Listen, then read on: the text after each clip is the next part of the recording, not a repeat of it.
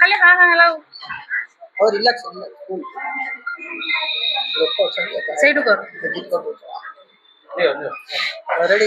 ରାଜଧାନୀ ରେ ହୋଟେଲ ରେ ଯେତେବେଳେ ଆକ୍ରମଣ କରିଥିଲେ ମାଡ଼ ମାରିବା ସହିତ ସେ ଯୋଉ ହୋଟେଲ ସମସ୍ତ ଜିନିଷ ପତ୍ର ଭାଙ୍ଗି ଦେଇଥିଲେ ଇଏ 5 ଜଣ ଅଭିଯୁକ୍ତ।